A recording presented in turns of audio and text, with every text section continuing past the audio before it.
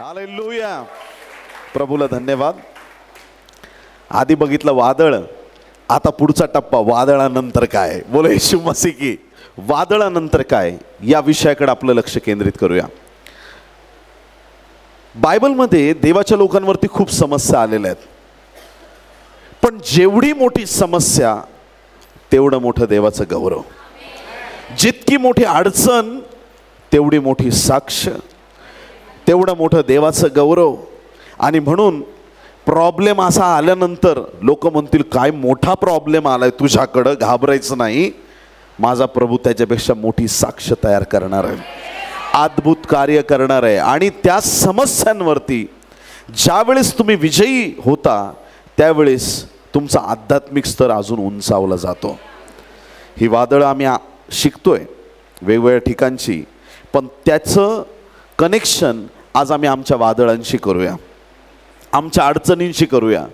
जो प्रभू पौलाला सोडवतो, येशू ख्रिस्त तर बुडणार नाही पण बाकीच्या 12 शिष्यांना जो बचावतो, ज्या संकटामध्ये योनाचा बचाव होतो, त्या जहाजाचा बचाव होतो, तो परमेश्वर आमच्या देखील जीवाचा नाश होऊ देणार नाही.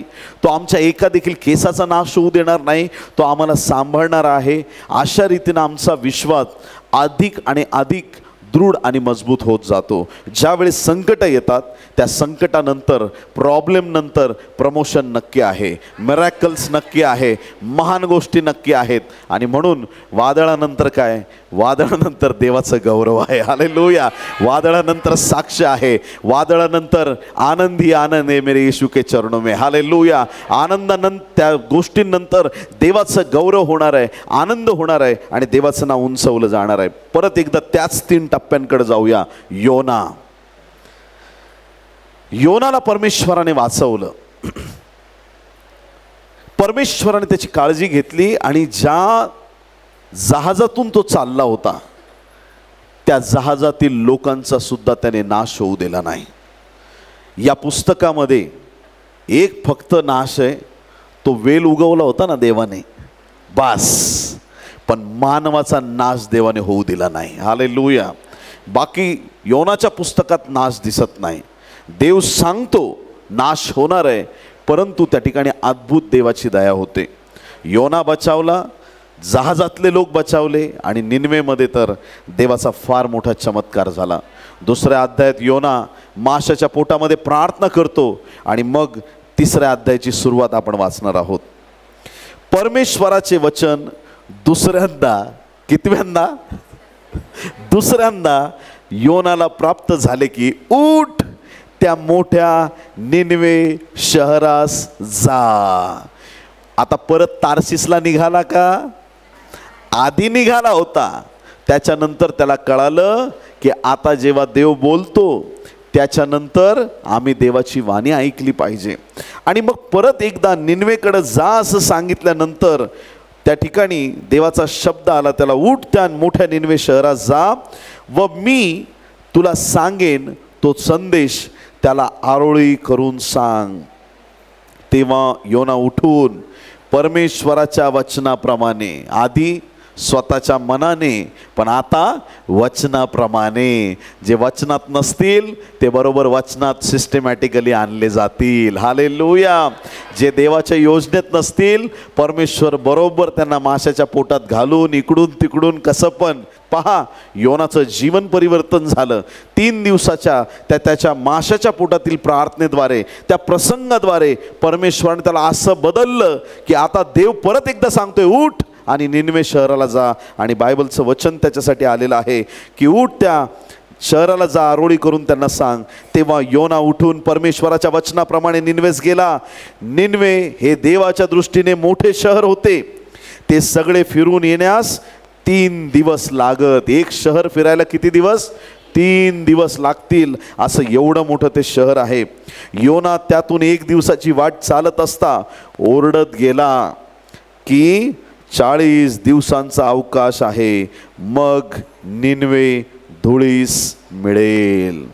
देवाच्या लोकांनो, या वादळानंतर योना एक फार सामर्थ्यवान सेवक बनलेला आहे. वादळानंतर योना आज्ञाधारक बनलेला आहे. वादळानंतर योना एक असा प्रभावी संदेष्टा बनलेला आहे की त्याच्या वचनावरती लोक विश्वास ठेवत आहेत. या वादळानंतर परमेश्वराने त्याची भेट घेतलेली आहे. त्या वादळाच्या नंतर त्याच्या जीवनामध्ये देवाच्या सामर्थ्याचा वर्षाव झालेला आहे. वादळानंतर त्याचं बोलणं, वागणं, चालणं, त्याचा देवाला रिस्पॉन्स देण्याची पद्धत, सगळ्या गोष्टी बदलल्या. आणि त्या ठिकाणी योनाची देवाने निवड केलेली आहे. योना तिथं जाऊन मोठ्याने आरोळी मारून सांगतोय 40 दिवसांचा अवकाश आहे, त्यानंतर निनवेचा नाश होणार आहे. योना सगळीकडं ठिकठिकाणी जाऊन अख्ख्या शहरात ओरडून सांगतोय. देवाचा संदेश तिथं पोहोचलेला आहे. आणि ही बातमी राजाला ज्यावेळेस कळाली, राजाने स्वतः पण गोंडताट नेसलं प्रियांनो. राजाने पश्चाताप केला. राजापासून प्रजेपर्यंत सगळ्यांनी पश्चाताप केला. जनावरांनी उपास केला, लहान लेकरांनी उपास केला, अख्ख्या पूर्ण निनवे शहराने उपास केला. आणि परमेश्वराचं मन करुणेने भरलं. आणि जो परमेश्वर निनवेचा नाश करणार होता, त्या परमेश्वराने नाशाऐवजी निनवेवरती दया केली. हालेलुया, बोलो येशू मसीह की. योना ज्या वेळेस पाण्यात टाकला गेला, त्याला माहीत होतं का पाण्यात मासा त्याला वाचवणार आहे किंवा काय? नाही, त्याला माहीत नव्हतं, कारण कधी अशी घटनाच घडलेली नाही शास्त्रात. तो म्हणतो पाण्यात फेकून द्या, माझ्यामुळं संकट आहे. त्याच्या मनात हेच होतं, मी मेलो तर चालेल पण हे लोक वाचतील, मला फेकून द्या, मला टाकून द्या, तुमचा जीव तुम्ही वाचवा, मी गेलो तर चालेल. परमेश्वराने योनाचा जीव जसा वाचवला, परमेश्वराला जशी योनाची दया आली, तशीच परमेश्वराला निनवेच्या लोकांची दया आली. प्रियांनो, निनवेच्या लोकांकडं परमेश्वराने दयेच्या आणि करुणेच्या नजरेने पाहिलं आणि त्या पूर्ण शहराचा परमेश्वराने बचाव केला. अलौकिक सामर्थ्याने. काय त्याचा प्रभावी संदेश असेल, काय त्याचं बोलणं असेल की ज्या संदेशाचा परिणाम अख्ख्या शहरावरती झाला. एक संदेष्टा, पण अख्ख्या शहराची उलथापालथ झाली. हालेलुया. किती संदेष्टे? एक संदेष्टा. आम्ही वाट बघतो, देवा कामकरी पाठव, प्रीचर येऊ दे, प्रार्थना होऊ दे, अजून सेवक पाठव, अजून हे पाठव. देवाच्या प्रिय लोकांनो, मोशेची स्टोरी बायबलमध्ये संपली, पेत्राची, पौलाची स्टोरी इथं संपली, पण तुमच्या आणि माझ्या स्टोरीला सुरुवात झालेली आहे. हा आमचा काळ आहे, हा देवाने दिलेला आमचा समय आहे. प्रियांनो, या दिवसात पौल परत येणार नाही, या दिवसामध्ये जुने संदेष्टे येणार नाही. हे दिवस तुमच्या आणि माझे आहेत. या महाराष्ट्राच्या भूमीवरती येशूचं नाव उंच होणं गरजेचं आहे. ठिकठिकाणी येशूचं नाव उंचवलं गेलं पाहिजे. आणि त्यासाठी आज आम्ही आमच्या वादळातून ज्यावेळेस आम्ही उठलेलो आहोत, आमच्या जीवनाच्या संकटातून बाहेर आलेलो आहोत, तर आम्हाला प्रभावी रीतीनं येशूचं नाव घेऊन उभं राहायचं आहे. बोलो येशू मसीह की. जिथं आम्ही जाऊ तिथं आम्हाला येशूचं नाव उंच करायचं आहे. आमेन. कधी कधी काही लोक, आपले लोक चांगलेत पण बाहेर दुसरे काही लोक आहेत की जे येशूचं नाव घ्यायला लाजतात. कधी कोणाला फोन केला, कोणी ऑफिसमध्ये आहे आणि आपण म्हटलं hello brother praise the Lord, तो तिकडून म्हणतो हां बोला ना पास्टर, बोला बोला. ब्रदर प्रेज द लॉर्ड, कसे काय, बरे आहात का तुम्ही? हां बोला पास्टर, मी ऐकतोय, बोला बोला बोला, तुम्ही बोला. ब्रदर प्रेज द लॉर्ड, तो म्हणतो ऐकतोय मी, बोला तुम्ही बोला. त्याला तिथं सांगायचं नाही की तो ख्रिश्चन आहे आणि तो प्रेज द लॉर्ड म्हणत नाही, हालेलुया म्हणत नाही. देवाच्या प्रिय लोकांनो, आमच्या शेजाऱ्यांना कळालं पाहिजे आम्ही कोणत्या देवाची सेवा करतो. आमच्या परिवाराला कळालं पाहिजे आम्ही कोणत्या देवाची सेवा करत आहोत. एव्हँजलिझम आम्ही केलं पाहिजे. ठिकठिकाणी येशूचं नाव उंच केलं पाहिजे. जिथं येशूचं नाव पोहोचलं नाही तिथं जाऊन आम्ही पोहोचलं पाहिजे. त्या ठिकाणी येशूचं नाव आम्ही पोहोचवलं पाहिजे. ही परमेश्वराची या शेवटच्या काळातली अत्यंत नितांत, एकदम अर्जंट अशी देवाची वाणी आहे. प्रियांनो, अत्यंत गरजेची आहे, कारण येशू ख्रिस्ताचं येणं समीप आहे. हालेलुया. अतिशय विशेष असा दिवस येऊन ठेपलेला आहे. त्याआधी सगळ्यांकडे सुवार्ता पोहोचली पाहिजे. कुठल्या माध्यमातून आम्हाला सुवार्ता घेऊन जाता येईल, कशा माध्यमातून आम्हाला देवाचं वचन सांगता येईल, कुठल्या रीतीनं आम्ही लोकांपर्यंत पोहोचू शकू. त्या काळामध्ये योनाकडं कुठल्याही प्रकारचा सोशल मीडिया नव्हता, कुठल्याही प्रकारचं त्याच्याकडं फेसबुक, व्हॉट्सॲप, कुठल्याही गोष्टी नव्हत्या, वेबसाईट नव्हती, त्याची काहीच नव्हती, त्याचं मिनिस्ट्रीचं ऑफिस नाही, त्याच्याकडं काही नाही. पण त्या काळात त्याने पूर्ण शहरातल्या प्रत्येक व्यक्तीला सुवार्ता सांगितलेली आहे. हालेलुया. आज आमच्याकडे टेक्नॉलॉजी, आज आमच्याकडे व्यवस्था आहेत, आज आमच्याकडे किती गोष्टी आहेत. आमची सेवा वाढणं गरजेचं आहे. आम्ही अनेकांपर्यंत पोहोचणं गरजेचं आहे. आज आम्ही अनेकांपर्यंत येशूचं नाव पोहोचवणं गरजेचं आहे. हालेलुया. वादळानंतर काय घडलं? वादळानंतर योनाचं जीवन परिवर्तित झालं आणि मग तिथून पुढं निनवेचं जीवन परिवर्तित झालं. जर आपल्याला असं वाटत असेल की देवा मी बदलत नाहीत, फक्त त्यांना बदल, तर ते शक्य नाही. Hallelujah. We need delivered deliverer. We need delivered deliverer. जे सुटका पावलेले आहेत असे लोक सुटका करण्यासाठी पाहिजेत. गॉस्पल स्वीकारलेले लोक गॉस्पल देण्यासाठी पाहिजेत. हील झालेले लोक हीलिंग देण्यासाठी आम्हाला पाहिजेत. देवाच्या प्रेमाने भरलेले लोक प्रेम देण्यासाठी पाहिजेत. वचनाने भरलेले लोक वचन देण्यासाठी पाहिजेत. प्रॉफिटिक अनॉइंटिंगने भरलेले लोक अभिषेक देण्यासाठी तयार झाले पाहिजेत. जे आमच्याकडे आहे ते आम्हाला देता आलं पाहिजे. पुढं दिलं नाही, पुढं जर आम्ही दिली नाही एखादी गोष्ट, म्हणजे उदाहरणार्थ यार्देन नदीचा उगम हर्मोन डोंगराच्या त्या पर्वतरांगांमधून होतो. हर्मोनच्या पर्वतरांगामधून तिथून ती नदी सुरू होती. या नदीचा प्रवाह, त्याची लांबी साधारणतः 300 किलोमीटर. किती किलोमीटर? यार्देन नदीची लांबी. कुठं उगम पावते? हर्मोन. कुठं? हर्मोन. सगळे उंच उंच डोंगर वरच्या बाजूला, हां, तिकडून ती उगम पावते. तिथून ती नदी निघते आणि वाहत वाहत वाहत खाली येते गालिल समुद्रामध्ये. सगळ्यांनी म्हणा गालिल समुद्र. गालिल समुद्रामध्ये नदी येते आणि मग तिथं त्या नदीमध्ये, त्या गालिल समुद्रात ती नदी आल्यानंतर परत आणखीन पुढं प्रवाह सुरू होतो आणि शेवटी तो प्रवाह जाऊन मिळतो मृत समुद्राला. कुठल्या समुद्राला? लाजू नका, मोठ्याने बोला, काय प्रॉब्लेम नाही. कुठला समुद्र? मृत समुद्र. हर्मोन डोंगरातून येते, आधी कुठल्या समुद्रात येते? गालिल समुद्रात, आणि शेवटी कुठं जाते? मृत समुद्रात. ह्या सुंदर निसर्गातून, देवाने घडवलेल्या गोष्टीतून किती शिकण्यासारखं आहे. नदी आली गालिल समुद्रात. गालिल समुद्रामध्ये येशूने सांगितलं ना पेत्राला, जाळं टाक. किती मासे आले? मच्छवे बुडायला लागले, एवढे मासे आले. प्रभूची स्तुती असो. आणि मृत समुद्र, एक पण मासा नाही तिथं, जीवनच नाही, म्हणून त्याचं नाव आहे मृत समुद्र, मेलेला समुद्र. डेड सी त्याला म्हणतात. देवाच्या प्रिय लोकांनो, डेड सीमध्ये, मृत समुद्रात आणि या गालिल समुद्रात एकच फरक आहे. गालिल समुद्र पाणी घेतो पण आणि देतो पण, म्हणून त्याच्यामध्ये जीवन आहे. आणि मृत समुद्र नुसता घेत राहतो. इनकमिंग फ्री आहे त्याला.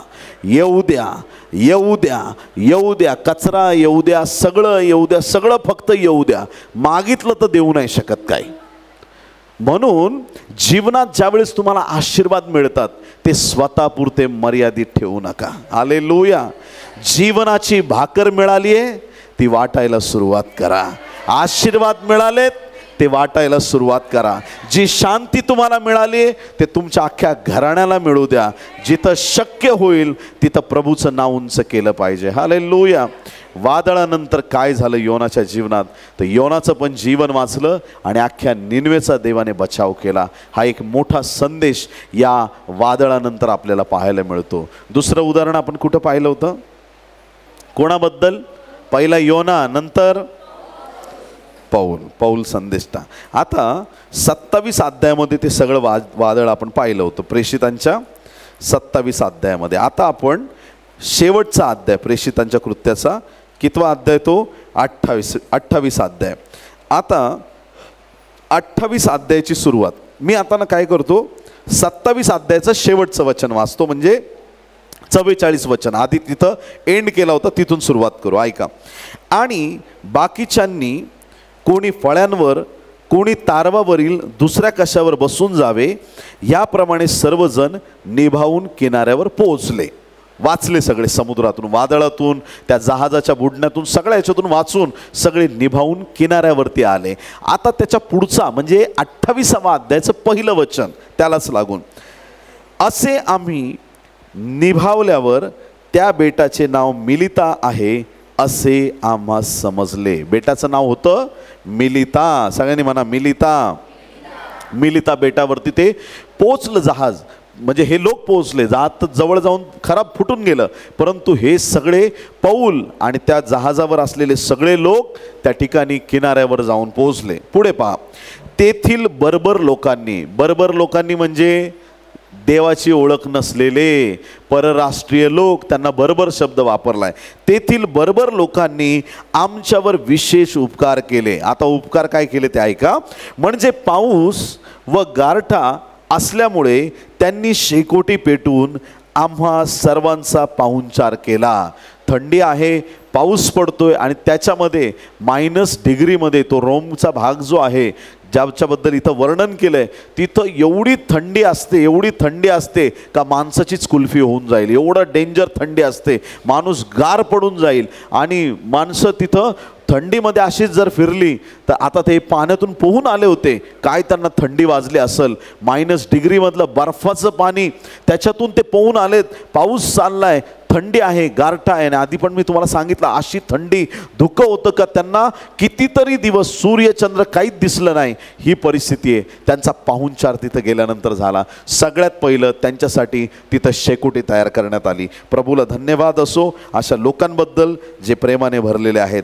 तिसरं वचन, तेव्हा पौलांनी काटक्यांची मोळी आणून शेकोटीवर घातली. पौलाने काय केलं?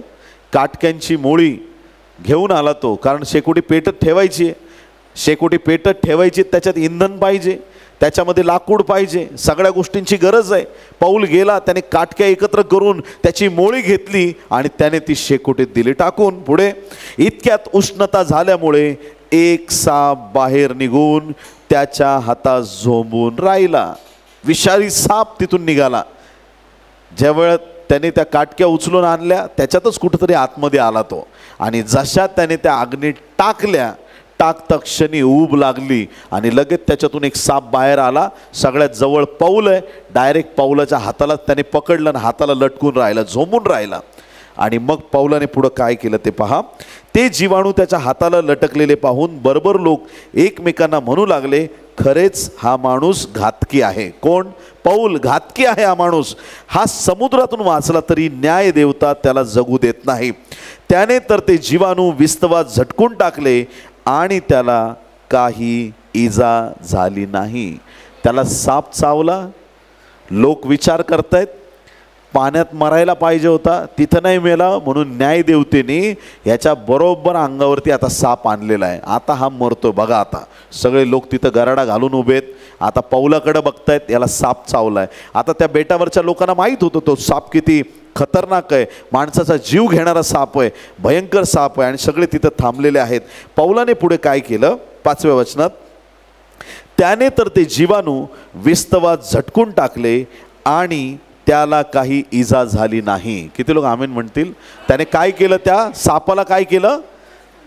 झटकून. कशामध्ये टाकलं? अग्नीत टाकलं. पाण्यात टाकलं नाही, परत दुसऱ्या काटक्यांमध्ये सोडलं नाही, त्याला बरोबर त्या अग्नीमध्ये टाकून दिलं. त्या अग्नीमध्ये त्याचा नाश झाला. आता ह्या वचनांचा एक आध्यात्मिक अर्थ घेणं गरजेचं आहे. पौल देवाचा सेवक आहे. किती लोक आमेन म्हणणार आहे की नाही? पौल कोण आहे? देवाचा सेवक आहे. ज्यावेळेस त्याने जाऊन काटक्या गोळा केल्या, काटक्या गोळा करणं, देवाचा सेवक काटक्या गोळा करतो म्हणजे याचा अर्थ तो देवाच्या लोकांना एकत्र करतो. आमेन. या काटक्या म्हणजे आपल्या चर्चचे लोक आहेत, आपल्या चर्चचे सभासद आहेत, आपली मंडळी आहे. त्यांना घेऊन हा देवाचा सेवक देवाच्या पवित्र आत्म्याच्या सामर्थ्यात त्यांना प्रदान करतो. हालेलुया. जो जो जमा झालाय, जो जो येशूच्या रक्ताने धुतला गेलाय, तो प्रत्येक जण देवाच्या अग्नीने भरला पाहिजे. हालेलुया. आता ह्या जमा केलेल्या सगळ्या गोष्टींमध्ये एक साप तिथं आहे. काय आहे तिथं? साप कशाचं चिन्ह आहे? बिंदास बोला, लाजू नका. सैतानाचं चिन्ह आहे. तर आता साप त्याच्यातून, त्या काटक्यांमधून बाहेर पडला. पवित्र आत्म्याची आग आल्याच्या नंतर दुष्ट तिथं थांबू शकत नाही. देवाचं सामर्थ्य आल्यानंतर सैतान तिथं थांबू शकत नाही. प्रभूचा आत्मा आल्यानंतर एक्झॅक्ट रिव्हील होतात कोण व्यक्ती काय आहे आणि काय नाही. बोले येशू मसीह की. या ठिकाणी जेव्हा देवाचे लोक एकत्र येतात, देवाचा आत्म्याचा अग्नी उतरतो, त्यावेळेस असे काही लोक सैतानी प्रवृत्तीचे तयार होऊ शकतात, जे हल्ला मंडळीतील कोणावर नाही, डायरेक्ट पास्टरवरती करतात. मग पास्टरचं एकच काम आहे, जिस आग से तुम आए हो उस आग में तुम्हें वापस जाना पडेगा. Hallelujah, praise the Lord. सगळ्या गोष्टी पवित्र आत्म्याच्या स्वाधीन केल्या पाहिजेत. आणि मग पौलाने हाताला एक झटका दिला. झटका देता साप त्या अग्नीमध्ये पडला. साप संपलं, त्याचं काम संपलं. पण आता साप तर पौलाला चावलेला आहे, विषारी साप. या परिस्थितीत पौल शेकत बसलाय आणि गावचे लोक, त्या ठिकाणचे सगळे मिलित आहे, या बेटावरचे सगळे लोक तिथं थांबलेले आहेत आणि ते पौलाकडे बघतायत. डिस्कशन चाललंय. बघ रे तिकडून तोंडाला फेस आलाय का, बघ रे जरा काय हात त्याचा काळा निळा झालाय का, बघ याला काही त्रास होतोय का, ह्याचे डोळे पांढरे झालेत का, बघ. एक सगळे थोडा वेळ वाट बघतायत, अर्धा तास, एक तास, बायबल सांगतं खूप वेळ झाला, खूप वेळ. आणि नंतर त्यांचं मत बदललं आणि ते काय म्हटले माहिती आहे, हा माणूस नाही, हा कुणीतरी देव आहे. हालेलुया. हा माणूस नाही, हा कुणीतरी देव आहे. जे म्हणत होते हा मरणार आहे, त्या लोकांचं मत बदललं. ज्यांनी ज्यांनी आजपर्यंत नेगेटिव्ह शब्द तुमच्याबद्दल काढलेत, आज नंतर देव त्यांचं मत बदलणार आहे. आज नंतर देव त्यांचं बोलणं बदलणार आहे.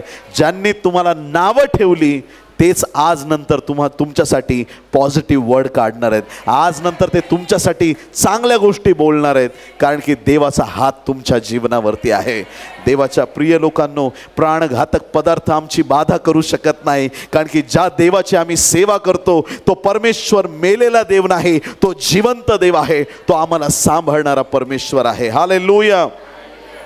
ज्यावेळेस देवाचे सेवक साधू सुंदर सिंग, ज्यावेळेस त्यांना ख्रिस्ताची ओळख झाली, त्यांच्या कॉलेजच्या काळात त्यांना ख्रिस्ताची ओळख झाली, आई वारली त्यांची, आणि त्यानंतर घरच्यांना कळालं की साधू सुंदर सिंग यांनी येशूचा स्वीकार केलेला आहे. वडिलांनी पत्र पाठवलं, बाळा घरी ये आणि मला तुझ्याशी बोलायचं आहे. ज्यावेळेस साधू सुंदर सिंग आपल्या घरी आले, वडिलांनी त्याच्याशी चर्चा केली. तू हे काय करतोयस, आपले देव नाहीत का, तू का त्या येशूच्या मागे गेलास, हे सोडून दे, हे आपल्याला शोभत नाही, आपल्या समाजात चालत नाही, तू सोडून दे येशूचं नाव. त्याने म्हटलं, प्रभूने मला भेट दिली आहे, ज्या जिवंत देवामुळे मला खरी शांती मिळाली, ज्या देवाची मला ओळख झाली, त्या येशूला मी सोडू शकत नाही. वडिलांनी म्हटलं ठीक आहे, काय हरकत नाही, जेवायला बस. आणि वडिलांनी स्वतः त्याला जेवण वाढलं आणि त्या जेवणामध्ये स्वतःच्या वडिलांनी साधू सुंदर सिंग यांना त्या भोजनामध्ये विष दिलं होतं. प्रियांनो, साधू सुंदर सिंग यांना काय कल्पना नव्हती. त्यांनी ते सगळं भोजन खाल्ल्याच्या नंतर त्यांना थोडा त्रास व्हायला लागला. त्यांना डाऊट आला, मला काहीतरी होतंय, आणि त्यांची तब्येत बिघडू लागली. आणि मग त्यांनी तिथून घरातून ते निघाले. ते वडिलांना म्हटले मी येतो असं म्हणून ते आपल्या मित्राच्या घरी गेले. मित्राच्या घरी जाईपर्यंत त्यांना ताप आला, त्यांची एकदम स्थिती एकदम खालावली, मरणाच्या लागच लागले अशा रीतीने त्यांची स्थिती झाली. आणि त्या ठिकाणी आपल्या मित्राच्या घरी गेल्यानंतर मित्राने त्यांना बेडवरती झोपवलं, पटकन डॉक्टरला बोलवलं आणि त्या ठिकाणी त्या डॉक्टरने साधू सुंदर सिंग यांची तपासणी केली. त्यांचे पल्स रेट पाहिले, त्यांचे डोळे पाहिले, त्यांना चेक केलं, तुला ताप आहे, आता तू मरणार आहेस. मित्राने विचारलं त्यांच्या काय झालं याला. त्यांनी डॉक्टरने सांगितलं याला विष बाधा झालेली आहे, कुणीतरी याला विष दिलेलं आहे. तू काय खाल्लं. म्हटलं मी फक्त जेवलोय, माझ्या घरी माझ्या वडिलांनी मला जेवण दिलं. तर त्यावेळेस एक गोष्ट त्यांना कळाली की माझ्या वडिलांनी माझ्या जेवणात विष दिलेलं आहे. त्यांची स्थिती एवढी खालावली आणि आता डॉक्टरने सांगितलं की काही वेळात आता हा मरणार आहे. डॉक्टर तिथं बसून आहे, हा मित्र पण तणावामध्ये आहेत आणि अगदी शांत चित्ताने साधू सुंदर सिंग प्रभूकडे प्रार्थना करत आहेत. जगलो तरी देवाचा आणि मेलो तरी देवाचाच असणार आहे. साधू सुंदर सिंग प्रार्थना करत आहेत आणि डॉक्टरनी पाहिलं की बराच वेळ गेल्यानंतर साधू सुंदर सिंग उठून बसले. त्या विषाचा त्यांच्यावर दुष्परिणाम होऊ शकला नाही. हालेलुया. प्रभूने त्यांना आरोग्य दिलं. साधू सुंदर सिंग तर मेले नाहीत, परंतु त्या दिवशी एक चमत्कार घडला. जो डॉक्टर त्यांना बघायला आला होता त्या डॉक्टरने येशूला आपलं जीवन दिलं. प्रियांनो, हालेलुया. असा कोणता देव आहे जो मरणाऱ्याला वाचवतो, त्याचं नाव प्रभू येशू ख्रिस्त आहे. हालेलुया. त्याच परमेश्वराने पौलाच्या जीवनात एवढा चमत्कार केला. पौलांना नवीन जीवन मिळालं. पौलाचं जीवन देवाने आशीर्वादित केलेलं आहे आणि लोक म्हणतायत हा कोणीतरी देव आहे. आणि पुढं त्याच ठिकाणी देवाचं फार मोठं गौरव त्या ठिकाणी प्रकट करण्यात आलं. देवाच्या प्रिय संतगणांनो, या वादळानंतर पौलाचा जीव वाचला आणि त्याच्यानंतर पूर्ण मिलिता प्रांतामध्ये सगळीकडे येशूचं नाव उंच झालं. हालेलुया, बोले येशू मसीह की. वादळानंतर सुवार्ता प्रसार होतो प्रियांनो. वादळानंतर देवाचं अद्भुत कार्य होतं. वादळानंतर देवाच्या मोठ्या साक्षी तयार होतात. योनाच्या वादळानंतर देवाचं गौरव प्रकट झालं निनवे शहरासाठी. पौलाच्या वादळानंतर महान गोष्ट घडली की परमेश्वराने मिलिता येथे त्याचा अद्भुत आणि अलौकिक कार्य केलं. लोकांना ओळख झाली की पौलाचा देव हा खरंच जिवंत परमेश्वर आहे. बोला येशू मसीह की. तिसरी गोष्ट आपण शिकलो होतो. काय शिकलो होतो? 3 वादळच बघतोय ना आपण, जास्त कुठं जास्त गेलो नाही आपण. कुठं होतो आपण? तर मार्क याच्या 4थ्या अध्यायात आपण पाहत होतो की कशा प्रकारे येशू ख्रिस्ताने वादळ शांत केलं. मार्क याचा 4था अध्याय. आता जसं आपण आधीच्या वचनांमध्ये पुढचा भाग समजण्याआधी शेवटचं वचन वाचलं होतं, तसं इथं पण आता काय करूया आपण, जिथं वादळाबद्दल लिहिलेलं आहे म्हणजे मार्क 4था अध्याय 35 पासून 41 पर्यंत, 35 ते 41. आता फक्त 41वं शेवटचं वचन वाचतो 4थ्या अध्यायाचं. ऐकताय का सगळे? तेव्हा ते अतिशय घाबरले व एकमेकास म्हणू लागले, हा आहे तरी कोण? सगळ्यांनी म्हणा, हा आहे तरी कोण? त्यांना का असं वाटलं माहिती आहे का? कारण ते पुढं म्हणतात, वारा व समुद्र हे देखील ह्याच्या ऐकतात. हा कोण आहे असा? वाऱ्याला दटावतो, वारा शांत होतो, सगळं काही याचं ऐकतात. हा आहे तरी कोण? संदेष्टे आरोग्य देतील, संदेष्टे पावसासाठी प्रार्थना करतील, अनेक चमत्कार त्यांनी ऐकलेत. पण वादळाबद्दल त्यांनी असं प्रभूला पाहिलं, तेच त्याचं सामर्थ्य त्यांना असं दिसलं की ते घाबरलेल्या स्थितीत आहेत. हा बोलतो उगारा, झपकन वादळ वगैरे सगळं शांत. एका शब्दात शांत हो म्हणता क्षणी वादळ शांत झालं.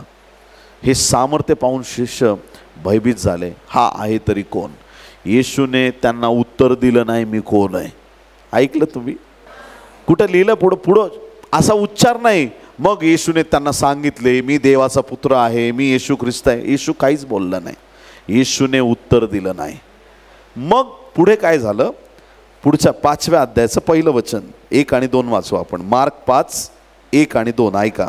मग ते समुद्राच्या पलीकडे गर्सेकराच्या देशात आले आणि तो मचव्यातून उतरताच अशुद्ध आत्मा लागलेला एक माणूस कबरातून निघून त्याला भेटला.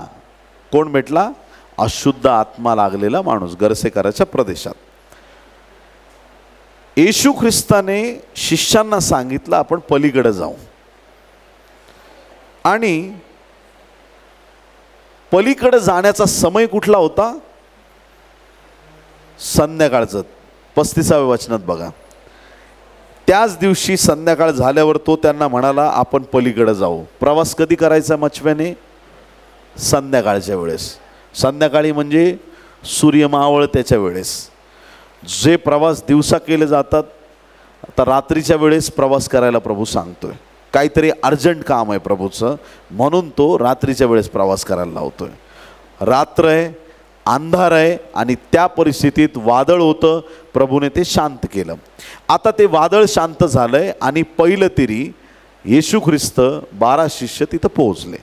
पोहोचल्यानंतर पहिली गोष्ट घडली की एक दुष्ट आत्मा लागलेला व्यक्ती, अशुद्ध आत्मा लागलेला व्यक्ती या ठिकाणी कबरामध्ये तो राहायचा आणि तो येशू ख्रिस्ताला भेटला. हालेलुया.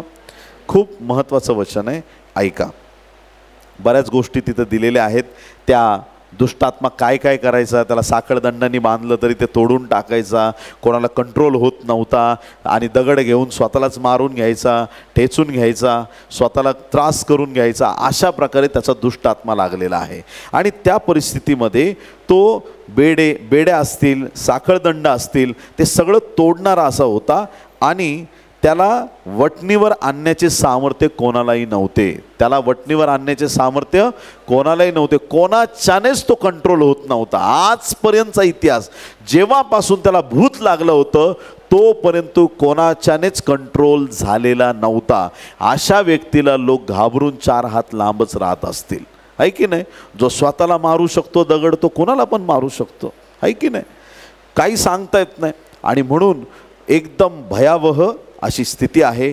रात्रीच्या वेळेस नेहमीच तो कबरांमध्ये राहायचा. फार भयानक अशी स्थिती आहे. तर या स्थितीमध्ये येशू ख्रिस्त तिथं पोहोचलेला आहे. आणि पुढं बायबलचं वचन आपण पाहणार आहोत 6व्या वचनामध्ये. ज्यावेळेस या दुरात्म्यांनी भरलेल्या व्यक्तीने येशूला पाहिलं, आता काय म्हणतो ते ऐका. 6वं वचन, मार्क 5 आणि 6. येशूला दुरून पाहताच तो धावत आला व त्याच्या पाया पडला. किती लोक आमेन म्हणतील. कुणाच्या पाया पडला? येशूच्या. दुरात्मा लागलेला व्यक्ती येशूच्या पाया पडला. देवाच्या प्रिय लोकांनो, अशा देवाची आपण सेवा करतो जो देव सर्वोच्च आहे, ज्याच्या पुढं प्रत्येकाला नमन करावंच लागतं. देवापुढं कुणीच उभं राहू शकत नाही. 24 वडील त्याला नमन करतात, 4 प्राणी त्याला नमन करतात, लाखो करोडो दिव्यदूत त्याला नमन करतात. एक दिवस असा येईल की प्रत्येक गुडघा येशू पुढं टेकला जाणार आहे. प्रत्येक जीभ कबूल करेल येशू ख्रिस्त हाच प्रभू आहे आणि दुसरा कोणीच नाही. प्रत्येक गुडघा त्याच्या पुढं टेकला जाणार आहे. प्रत्येक दुष्टात्मा, प्रत्येक सैतानी आत्मा, प्रत्येक वाईट गोष्टी येशू पुढं शून्यवत झाल्या. आणि या ठिकाणी पाहतो की तो व्यक्ती येशूकडं धावत आला आणि त्याच्या पाया पडला. पुढं काय म्हणतो ऐका. आणि मोठ्याने ओरडून म्हणाला. कसं? हे फार महत्त्वाचं आहे. हळूच बोलला असता तर फक्त येशूने ऐकलं असतं. हळूच बोलला असता तर येशूने ऐकलं असतं. फक्त पाया पडला, तिथंच आहे ना, पायाजवळ आहे. हळूच बोलला, कोणी ऐकलं असतं? फक्त येशूने. बाजूला शिष्य आहेत, त्यांना ऐकायला आलं नसतं. काही गोष्टी हळूच बोलतो आपण, आहे की नाही. जर तो व्यक्ती दुष्टात्मा लागलेला हळूच बोलला असता तर ते फक्त येशूने ऐकलं असतं. तो जे बोलला आहे ते येशूला माहीत होतं. पण दुष्टात्मा लागलेला व्यक्ती हे फक्त येशूसाठी बोलत नव्हता, 12 शिष्यांसाठी बोलत होता. लक्ष देऊन ऐका. कोणासाठी बोलत होता? 12 शिष्यांसाठी बोलत होता. कारण की पुढं वचनात आपण वाचूया. आणि मोठ्याने ओरडून म्हणाला, हे येशू, परात्पर देवाच्या पुत्रा, तू मध्ये का पडतोस? मी तुला देवाची शपथ घालतो, मला छळू नकोस. आता आपल्याला प्रश्न पडलाय की शिष्यांना काय ऐकायचं आहे. ज्या वेळेस येशूने चमत्कार केला, वादळ शांत केलं, त्यावेळेस शिष्य विचारतात, हा आहे तरी कोण? त्या प्रश्नाचं उत्तर दुष्टात्म्याने दिलं, हा परात्पर देवाचा पुत्र आहे. हा खरंच जिवंत देवाचा पुत्र आहे. हा परात्पर देवाचा पुत्र हा येशू ख्रिस्त आहे. जी गोष्ट शिष्यांना माहीत नव्हती ती गोष्ट दुष्टात्म्यांना माहीत आहे. हालेलुया. जे गमक शिष्यांना कळत नव्हतं, दुष्टात्मे ओरडून सांगतायत की हे परात्पर देवाच्या पुत्रा, तू मध्ये का पडतोस? त्याच्या चरणावरती पडून त्याने म्हटलं की तू मध्ये का पडतोस? मी तुला देवाची शपथ घालतो, मला छळू नको. हालेलुया. खूप पॉवरफुल वर्ड आहे. आजपर्यंत हे दुष्टात्मे त्या गरसेकराच्या प्रदेशात असलेल्या त्या भूतग्रस्त त्या माणसाला छळत होते. प्रभू आला, दुष्टात्म्याचा छळ सुरू झाला. हालेलुया. खूप पॉवरफुल वर्ड आहे. हालेलुया. आजपर्यंत ते दुष्टात्मे त्या व्यक्तीला छळत होते, पण आज प्रभू आल्यानंतर त्या दुष्टात्म्याचा छळ सुरू झाला आहे. प्रभूची स्तुती असो. देवाच्या प्रिय लोकांनो, आज सेवेमध्ये जर तुमचा छळ होत असेल, तर निंदा होत असेल, तर देवामध्ये आम्ही आनंद केला पाहिजे. हालेलुया. Praise the Lord. ज्या देवाच्या लोकांची निंदा होत नाही ते देवाचे खरे लोक नाहीत. हालेलुया. निंदा झाली म्हणजे समजायचं पोच पावते, रिसेट मिळाली, हां मी खरा सेवक आहे. हालेलुया. ज्याची निंदा होत नाही तो काय खरा सेवक नाही. ज्याची निंदा झाली, ज्याच्यावरती लोकांनी शिंतोडे उडवले, ज्याच्या विरुद्ध लोक बोलले, ज्याच्या विरुद्ध लोकांनी कट कारस्थान केलं, समजून जायचं एकदम परफेक्ट ट्रॅकवर चाललोय मी. आणि जेव्हा सगळं वातावरण एकदम छान आहे, सगळे गोड गोड बोलतात, सगळं छान, किती सुंदर लाईफ चाललंय माझं, कुणीच माझा विरोधक नाही, समजून घ्या तुम्ही चुकीचे आहात. हालेलुया. कारण की सगळं जग तुमच्याविषयी आनंद करू शकतं, लोक आनंद करतील, तुमचा परिवार, तुमचा स्वर्गीय देव सगळे आनंद करतील, पण एक असा आहे की जो फार दुःखी होतो तुमची सेवा बघून, आणि तो सैतान आहे प्रियांनो. हालेलुया. तो सैतान लोकांमध्ये शिरून देवाच्या लोकांची निंदा करायला लावतो. जेव्हा तुमची निंदा होईल, जेव्हा तुमचा छळ होईल, त्यावेळेस काय करायचं? स्वतःला धन्य समजायचं. काय समजायचं? धन्य समजायचं. निंदा झाली, खचून जायचं नाही, त्याच्यानंतर मोठं देवाचा गौरव होणार आहे. हालेलुया. प्रभूची स्तुती असो. प्रभूला धन्यवाद. देवाच्या लोकांनो, देवाचं वचन आहे की त्या गर्सेकराच्या प्रदेशातील व्यक्तीने मोठ्याने ओरडून सांगितलं की हा जिवंत देवाचा, परात्पर देवाचा पुत्र आहे. आणि मग पुढची घटना आपल्याला माहीत आहे की त्या ठिकाणी एक मोठा कळप होता. कशाचा कळप होता? मोठा कळप होता, डुकराचा कळप होता. आता मला हे सैतानाचं कळत नाही, नाही का? माणसं नाही मिळाले तर कुठेही जायला तयार होतो. आणि मग विनंती केली, आहे की नाही? येशूने विचारलं तू कोण आहेस, नाव काय? त्यांनी नाव सांगितलं सैन्य. काय नाव सांगितलं? सैन्य. सैन्य शब्दाचा अर्थ आहे सैन्य. आपण 10 लोक आले त्यांना सैन्य नाही म्हणू शकत, त्याला तुकडी म्हणू शकतो. पण रोमी साम्राज्याच्या त्या काळच्या नियमानुसार 6000 जर लोक असतील आर्मीच्या पोशाखात तरच त्यांना 6000 सैन्य म्हणू शकतो. त्याच्या खाली लोकांना सैन्य म्हटलं जात नव्हतं. याचा अर्थ या व्यक्तीमध्ये कमीत कमी 6000 दुष्टात्मे असण्याची दाट शक्यता आहे. किती हजार? 6000. डुकरं किती होते? 2000. दुष्टात्मे कमीत कमी 6000. मग ते काय गणित काय बसलं नाही, म्हणजे एक एक डुकराच्या वाट्याला 3-3 दुष्टात्मे कमीत कमी. मग ते सैरा वैरा पाळायला लागले. आणि असं झालं की सरते शेवटी उंच कड्यावरून तो कळप धावत गेला आणि त्यांनी डायरेक्ट जंप केली गालिल समुद्रामध्ये, आणि सगळा तो कळप गुदमरून पाण्यात बुडून मरण पावला. आता देवाच्या प्रिय लोकांना एक गोष्ट समजून घ्या, ज्या समुद्रात काही वेळापूर्वी वादळ होतं त्याच समुद्रामध्ये ती सगळी डुकरं जाऊन मेलेली आहेत. याचं कुठंतरी काही कनेक्शन आहे. देवाच्या प्रिय लोकांनो, जिथं तुमच्या युद्धाला सुरुवात झाली आहे, परमेश्वर त्याच भूमीवरती तुम्हाला विजयी करणार आहे. हालेलुया. जी गोष्ट तुमच्यासाठी कठीण आहे तिथंच परमेश्वर तुम्हाला उभं करणार. हालेलुया. ज्या गोष्टीत तुम्हाला वाटतं की मी या गोष्टीत थोडा मागं पडलोय, परमेश्वर त्याच्यातच तुम्हाला बलवंत करणार आहे. आमेन. ज्या दिवशी तुम्ही देवाकडे भरपूर पैसे मागाल त्या दिवसापासून तुमची आर्थिक अडचण सुरू होईल. तुम्ही ऐका चर्च, फार महत्त्वाचं आहे. ज्या दिवशी तुम्ही म्हणणार मला बरं कर देवा, त्या दिवशी थोडा जास्त त्रास व्हायला सुरुवात होईल. देवाच्या प्रिय लोकांनो, ज्या गोष्टीत तुमच्या समस्या जास्त आहेत ती गोष्ट तुमच्यासाठी तुमची युद्धभूमी आहे. आणि त्याच जागेवर, त्याच ठिकाणात परमेश्वर तुमच्यासाठी महान आणि अद्भुत गोष्ट करणार आहे. आमेन. हालेलुया. एखादा विषय, गणित कोणाचं कच्चं आहे, मला थोडं गणित कठीण जातं म्हणणाऱ्यांसाठी तुम्ही त्या विषयामध्ये पारंगत होणार आहात. ज्या विषयात तुम्ही मागं आहात त्या गोष्टीत प्रभू तुम्हाला पुढं घेऊन जाणार आहे. ही परमेश्वराची विशेष योजना प्रत्येकासाठी आहे. आणि मग तिथं सिच्युएशन बघा. जो माणूस उघडा वागडा होता त्याने वस्त्र घातलेत, प्रभूच्या चरणाशी बसला, सगळे एकदम प्रसन्न वातावरण आहेत. फक्त एक गोष्ट घडली, डुकरं मेली. एवढं एक गोष्ट घडली, बाकी सगळं चांगलं आहे, व्यवस्थित. गावकरी आले, घडलेला प्रकार, अरे ह्याला काय झालं, हां कपडे कसे काय घातले, व्यवस्थित झाला, कसं काय, कुणी बरं केलं काय, यांनी, अच्छा डुकरं कुठे गेलं, इथंच कळप होता आमचा. येशूपेक्षा त्यांना त्यांची जनावरं जास्त महत्त्वाची वाटली. त्यांनी येशूला विनंती केली, तू आता इथून पुढं आमच्या देशात येऊ नको. त्याला बॅन केलं, तू निघून जा. आता हा व्यक्ती, गर्सेकराच्या प्रदेशातला हा व्यक्ती, बरा झालेला व्यक्ती, येशूला म्हणतो मला पण तुझ्याबरोबर घेऊन जा. येशू हो म्हटला असता त्या दिवशी तर येशूला 12 नाही, येशूला 13 शिष्य असले असते. पण येशू ख्रिस्ताने त्याला सांगितलं नाही, तू परत आपल्या परिवाराकडे जा. हा व्यक्ती ज्यावेळेस परत निघाला, वाटेने जाता जाता पूर्ण प्रांतात, पूर्ण डकापोलिस प्रांतात, गर्सेकराच्या प्रदेशात त्यांनी पूर्णपणे येशूचं नाव उंच केलं. हालेलुया. बोला येशू मसीह की. वादळानंतर सुवार्ता प्रसार होतो. हालेलुया. वादळानंतर सुवार्ता प्रसार होतो. योनाच्या काळातल्या वादळानंतर सुवार्ता प्रसार.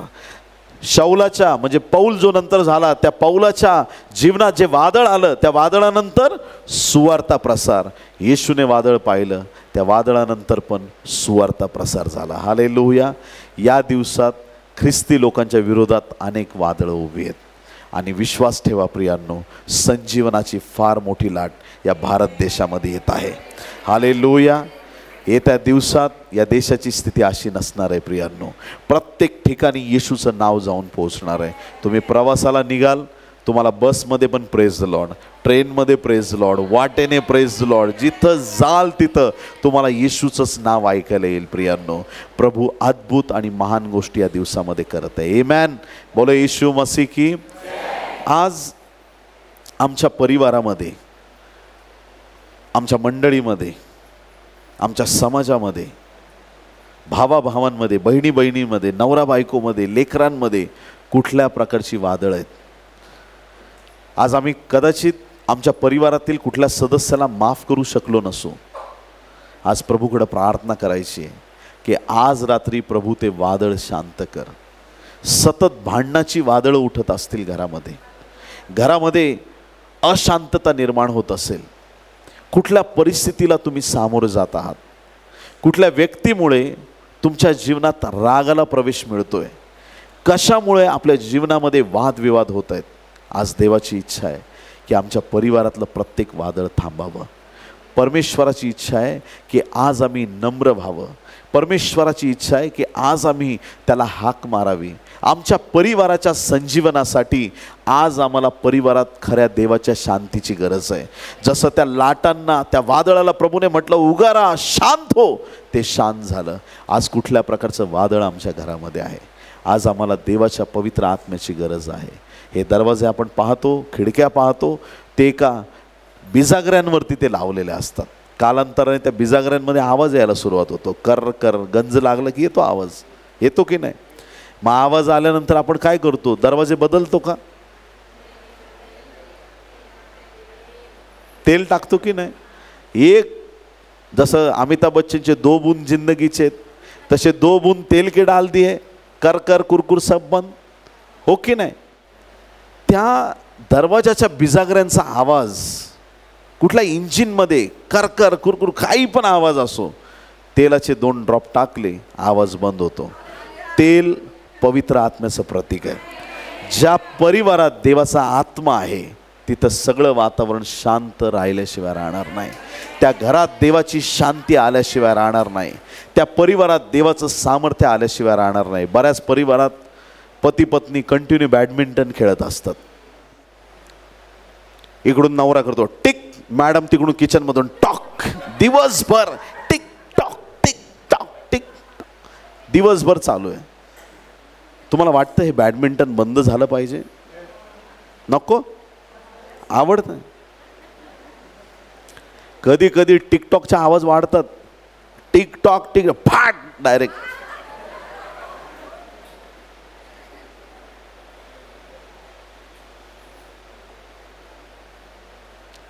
बऱ्याच वेळा ह्या वादविवादामध्ये चांगले चांगले परिवार पडतात आणि विस्कळीत होतात. ज्या लोकांनी प्रभूच्या भवनात देवाच्या सेवकांसमोर प्रभूच्या उपस्थितीत मंडळी देखत हातात हात घेऊन वचनं दिलेले असतात, सुखात आणि श्रीमंतीत आणि रोगात आणि निरोगीपणात, प्रत्येक परिस्थितीत मी तुला साथ देण्याचं वचन देत आहे, हे अभिवचनं दिली जातात. आणि मग नंतर लग्नानंतर परिस्थिती बदलते. आज जर एखाद्याचं लग्न जुळलंय,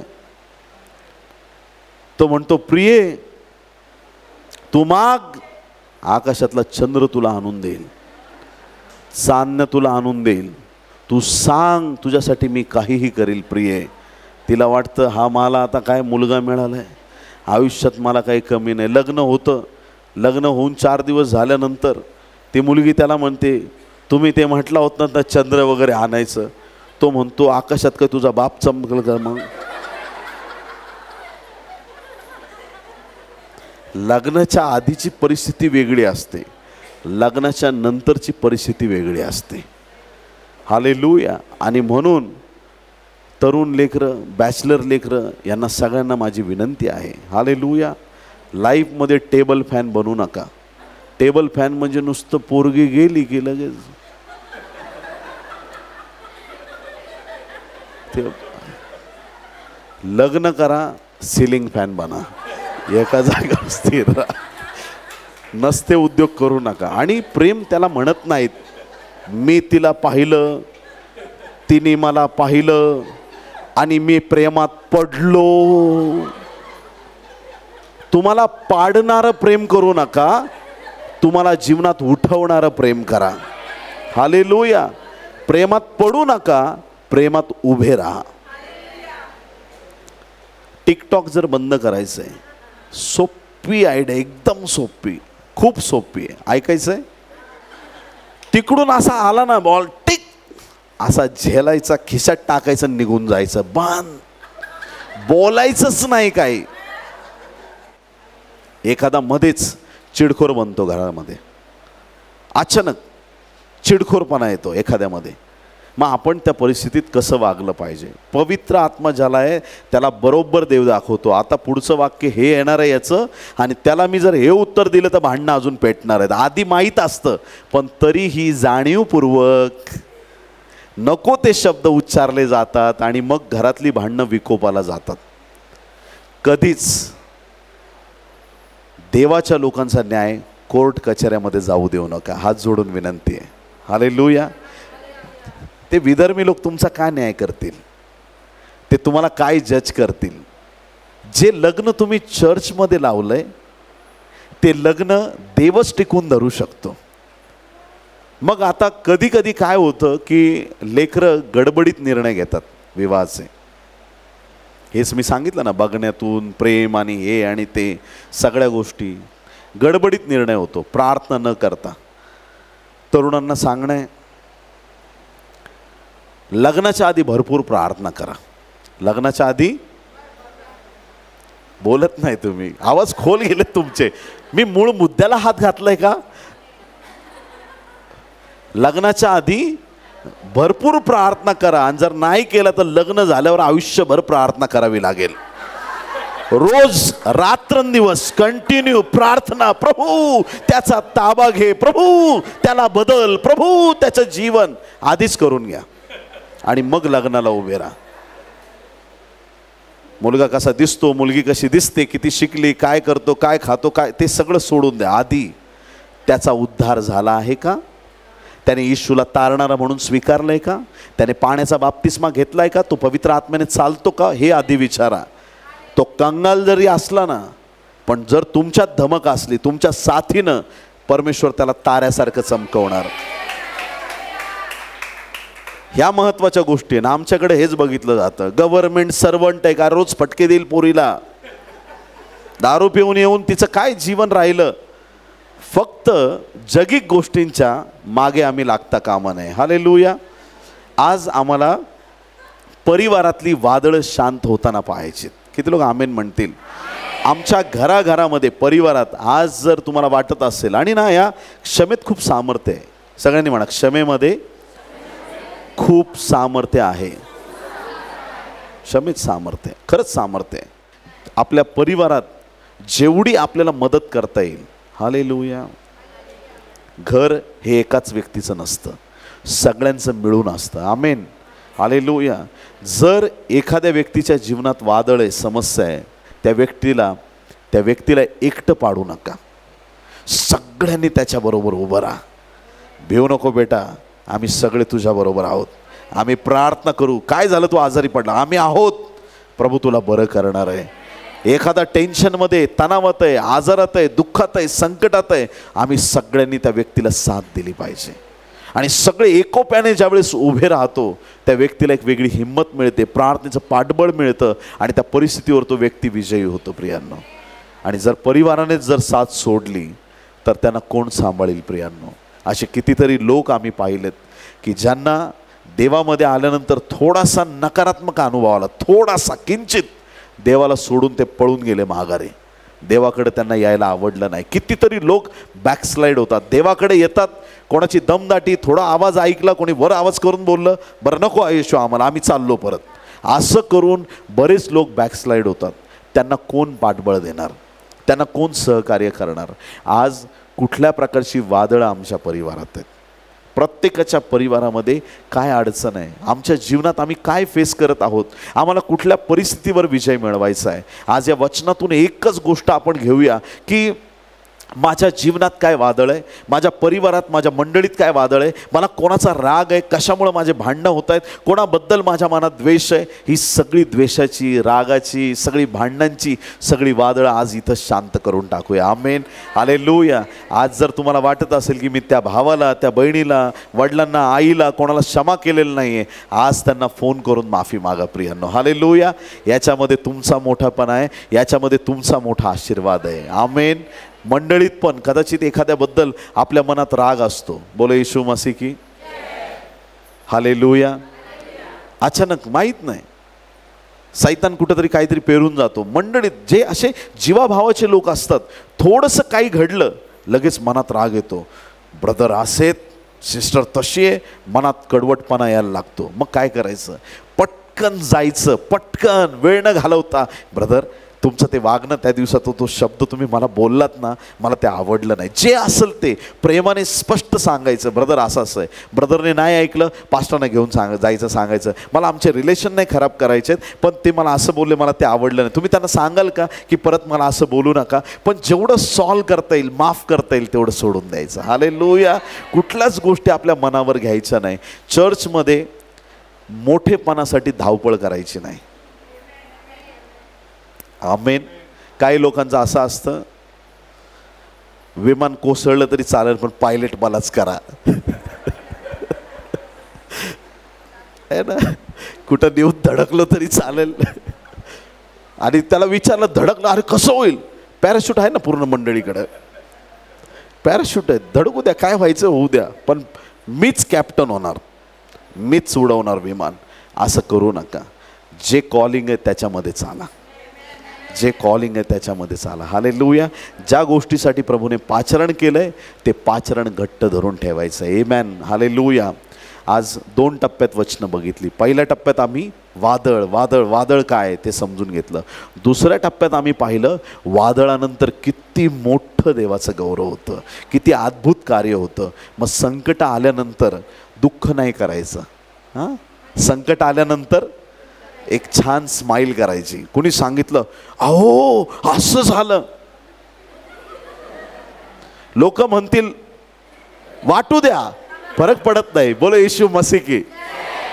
संकट आलं, अडचण आली, एक छान स्माईल द्यायची आणि शांत चित्ताने म्हणायचं ठीक आहे, ही समस्या आहे, पण त्या समस्येनंतर देव त्याचं गौरव करून घेणार आहे, महान चमत्कार घडणार आहे, माझं जीवन आशीर्वादित होणार आहे, प्रभू कार्य करणार आहे.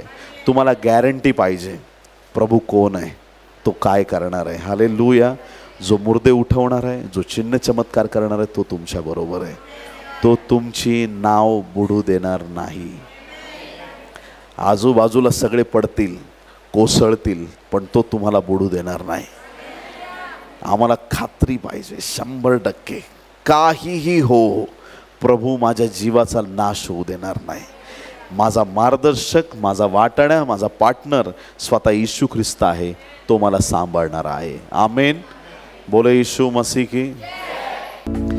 पवित्र पवित्र पवित्र परमपवित्र थोर सनातन आमच्या जिवंत देवा, आकाश पृथ्वी आणि सर्व काही उत्पन्न करणारे आमच्या स्वर्गीय बापा, येशू ख्रिस्ताच्या पवित्र नावात आम्ही तुझ्या चरणाशी येऊन प्रार्थना करतो. या समयी या ठिकाणी उपस्थित प्रत्येकाला तुझ्या पवित्र रक्तात अडके, तुझ्या सामर्थ्याने भर प्रभू परमेश्वरा. तुझा दैवी अनुग्रहाचा हात प्रत्येकाच्या जीवनावरती तू आज ठेवावास, आज आम्ही तुझ्याकडे प्रार्थना करतो. स्वर्गीय देवा, आमची विनंती आहे, आज प्रत्येकाच्या जीवनातलं वादळ स्तब्ध होऊ दे, ते वादळ थांबू दे देवा. संकटांचं, अडखळांचं, टेन्शनचं, तणावाचं, आजाराचं प्रत्येक वादळ येशूच्या नावात त्या वादळाला आम्ही दटावतो. प्रत्येक प्रकारचं सैतानी अडखळण येशूच्या नावात आम्ही रद्द करतो. स्वर्गीय देवा, सगळे राग द्वेष आज निघून जाऊ देत. तारू अवजड झालंय देवा, या वादळामध्ये नको असलेल्या गोष्टी या तारवत आहेत. आज आम्ही प्रार्थना करतो देवा, ज्या तुला आवडत नाहीत त्या गोष्टी प्रत्येकाच्या जीवनातून दूर कर, म्हणजे या तारवाचा नाश होणार नाही देवा. कुठलं पाप असेल, कुठली गुप्त गोष्ट असेल देवा, राग द्वेष स्वार्थ काहीही असेल प्रभू, त्या गोष्टी आज तू दूर कर. ज्या परिवारांमध्ये अशांतता होती प्रभू, त्या परिवारांमध्ये आज तुझी पवित्र शांती उतरून येऊ दे. तुझं दैवी सामर्थ्य, तुझी कृपा तू आज उतरून आण प्रभू.